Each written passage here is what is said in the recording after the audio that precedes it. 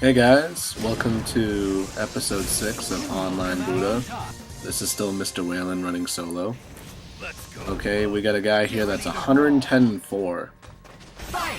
Right off the bat, there's two things that you should wonder when you see a record like that. A, is he good?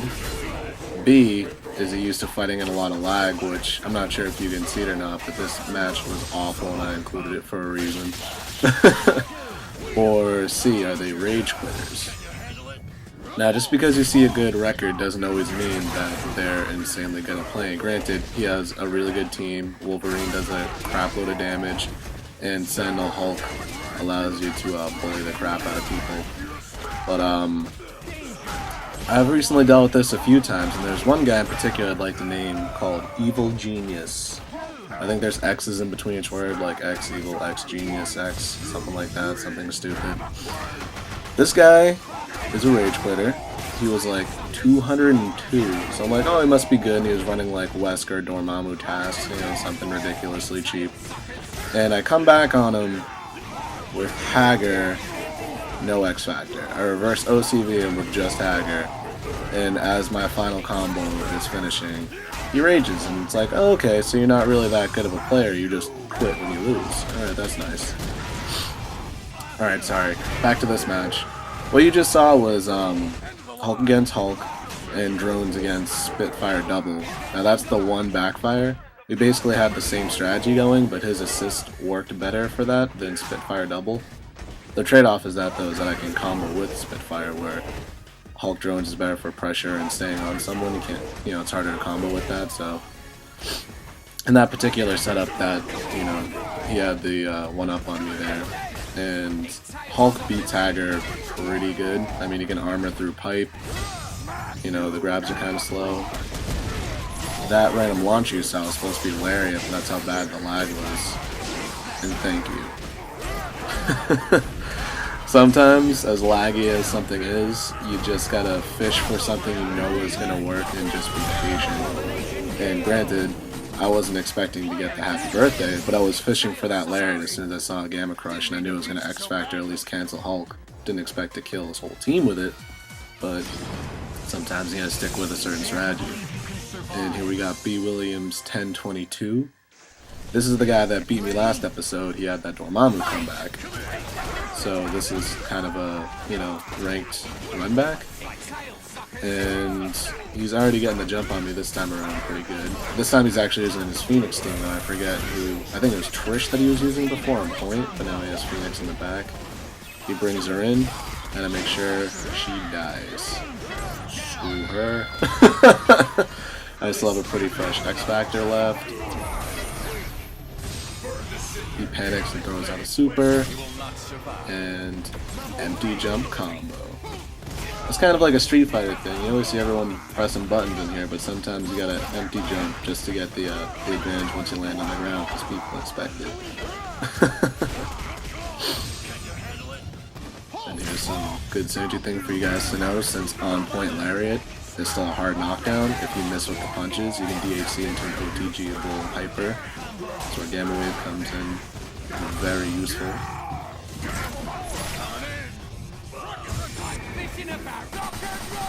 Got the Coon in there now doing some work.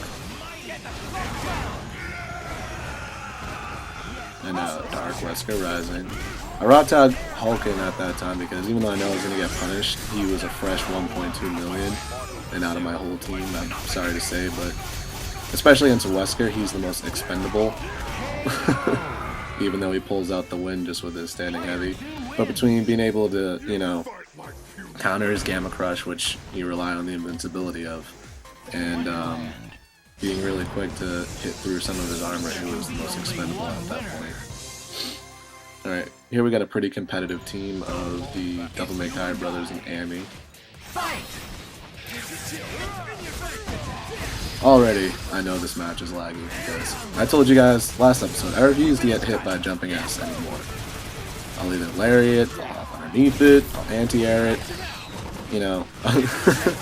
It's a good move, just like Pipe, but when you know someone is basing their complete strategy around it, you know what to look out for. But seeing as how I've missed anti-airing it twice, I decide to get Hulk in, since he's working better through this lag.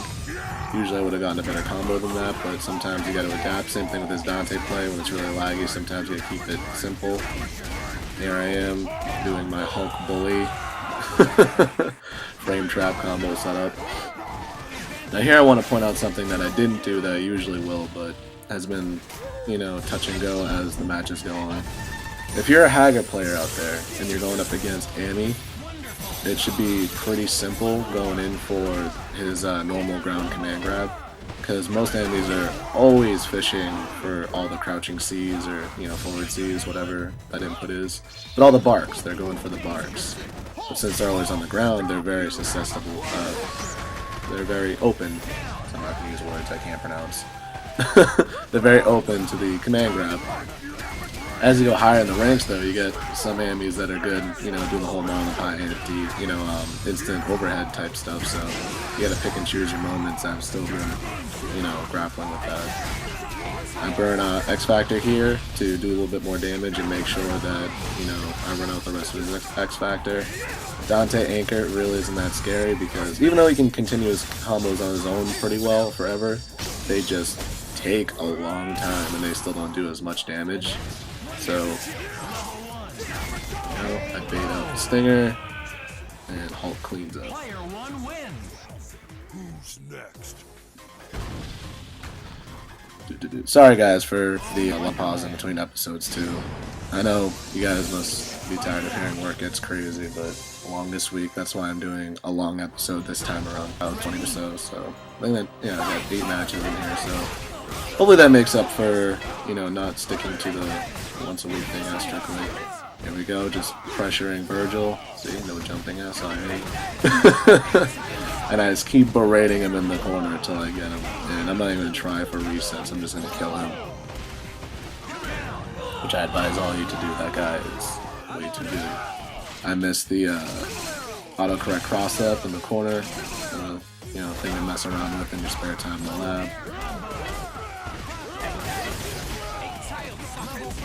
So let's see here. Do I finish it? No. All coming out delayed means failed THC. And Hawkeye coming back. There we go. Guys annoyed on me. THC into that. That was way too much damage because of all the mashing. Yes. See, so many Dantes use that mix-up. Sometimes you gotta, you know, come up with a way around that. I thought that was a pretty funny way to avoid that mix-up.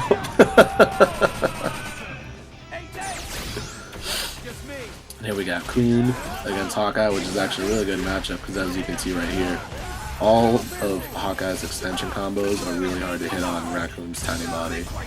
He tries to lane me out from far away, but that's not going to last that long. And he's out of there. This is what I'm saying. I think I've at least leveled up a little bit my own. Granted, I'm still taking huge pauses in between lap time, so very inconsistent, but every time I come back, the rest of my team's getting more effective. It's not just pinning all my hopes and dreams on Hulk. Oh no, on Hager. Alright, here we got a team of irritating characters. I want you guys to... It seems like I'm just being repetitive with the jumping heavy. You can see I went for the hoodlum launcher heavy there for the anti-air. It fails that first time, but if you notice, this guy is not charging the hands. He's not triangle dashing backwards or doing the fish hook. Not doing the triangle dash forward with S or heavy. So he's basically setting himself up for that grab. Those things you gotta realize. You don't always have to rely on pipe. You can use that to train them to be in the air, then mix up with some anti-air grabs. We got Nova sliding all over the place. Now, I'm not... Nova's a really good character, I'm not gonna lie, but when this game came out, the TO was using him a lot on either on point or on anchor, so I got used to a lot of his motion. He's not as scary as people think. Tried a little mix up after the hyper, and I'm eating it for it. See right there, he should have known that if he went for that medium heavy in the air, I was going to roll out. All you can do at that point is heavy hyper. That was his mistake. And like I told you guys before in previous episodes, Taskmaster is just like the bane of my playing online. I realize now I should have won the guns. I was getting greedy by hopefully him landing on that. Because if you do it that close, you start the combo with it, and you still have Mr. Flapper ground bounce available, so I was getting greedy trying to go for max damage. I paid for it by losing my Coon. This X Factor is pretty much worn out, so in the back of my head, oh, there we go. And that's one of the strongest strengths to Taskmaster play, which people really don't recognize. His instant overheads are nuts. Web sling is so quick, you can keep going into combos off of it, and I'm dead.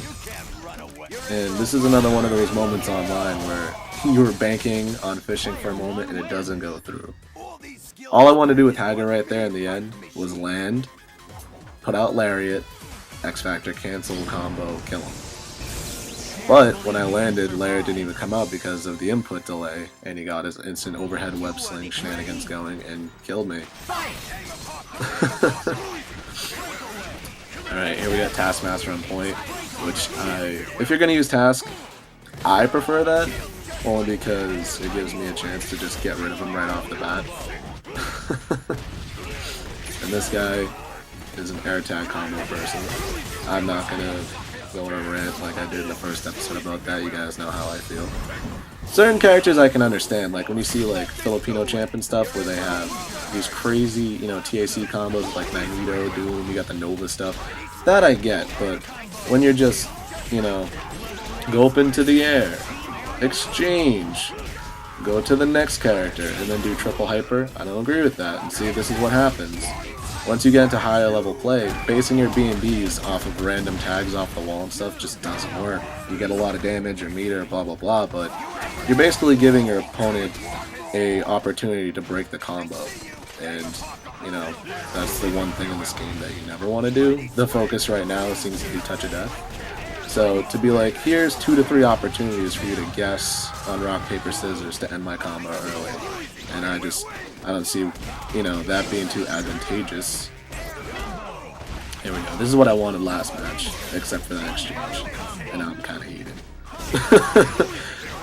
But, yeah, I don't, you know, especially with my team too, I just don't see the reason in giving people an out of my combos. Just a little food for thought for you guys watching out there.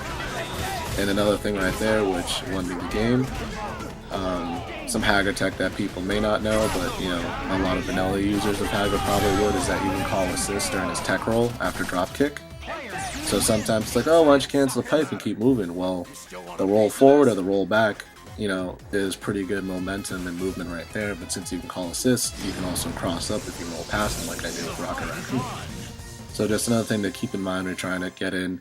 You don't always have to worry about being the craziest best air dash person, but you can always work with, you know, his rules too, calling assists, just some tricky setups outside of the usual. And here's something that bothered me just on a user note.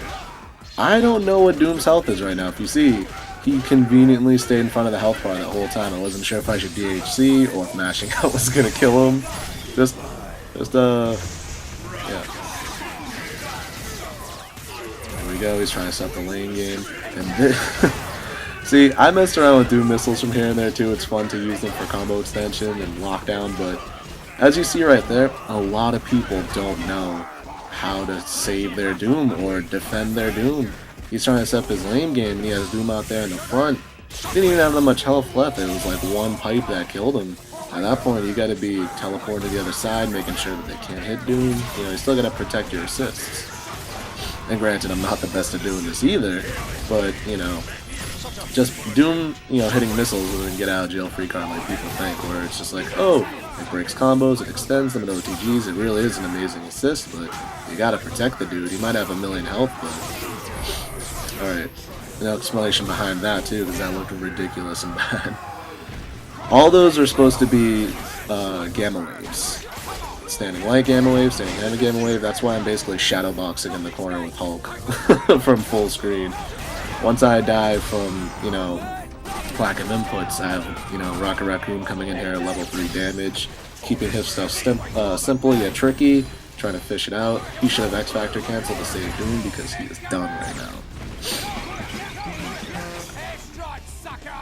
But yeah, that's things you got to consider when you know that you're facing some people and you know your inputs are coming out on certain things. Maybe it's charge time with a character, maybe just his normal buttons are a little too slow. You got to learn to adapt and mix up your things. Right there, when I saw that my Hulk couldn't even basically fight back in that lag, and he's usually the lag killer, I just used Rocket Raccoon's speed and X Factor and just cleaned up as quick as possible.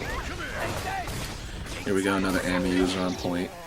And the thing that kind of bothers me about this match, and I'm not sure if this guy meant to, but if you guys looked at his team when, the match was starting, and you guys look at the level, notice anything between the colors he chose and what's going on? Because I barely see 2/3 of his team. Ami, outside of like her sword thing on the back, her shield, it's kind of hard to see. Zero's wearing black, but you can't help but see his sword, but it's still tricky because you don't see it till it's fucking out there hitting you. And Chun-Li literally is cast in shadow, and we're in a level where there's just fire and shadow, which goes with the colors of this team. So I'm not sure if he meant that on purpose, if that's some kind of metagame he's trying to play, but it's kind of messed up. But here we go. He's juggling me about. Gets that zero back in.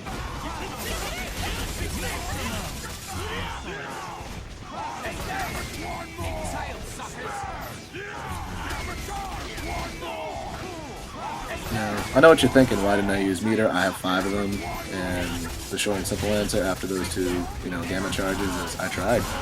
But sometimes, as you guys know, online isn't friendly. I need to start putting up some offline matches, but it's so hard to get people together nowadays for that. But, yeah. Alright, here we go. We're gonna go for the exchange again.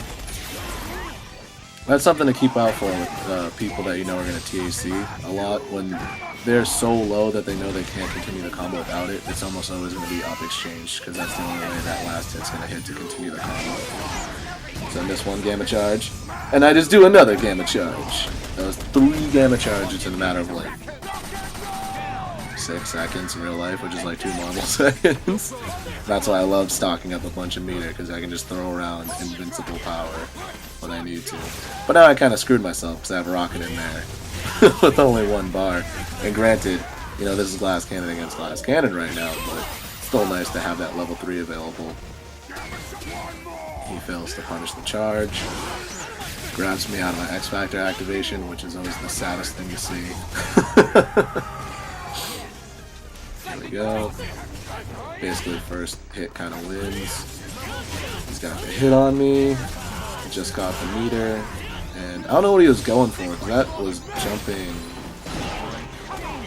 heavy in here. I'm not sure what his OTGs are, but he messes up his combo, gives me a chance, and even though that didn't combo in the end with the hyper, the chip damage from level 2 X Factor was more than enough to take out Zero. Alright, wrap up time, guys. Sorry this one was a little bit more dry. I just figured some match analysis to help you guys out with strategy and stuff might help a little better, since that was a diverse crop of Hager matches, both in gameplay and in connection level. So I hope you guys took some knowledge away from those. The Tito is back in the US right now, and we have a plan or two to up some of these episodes. He is going to be making an announcement next episode, which hopefully you guys get excited about and participate in, because he's going to be asking some help from you guys. So there's that.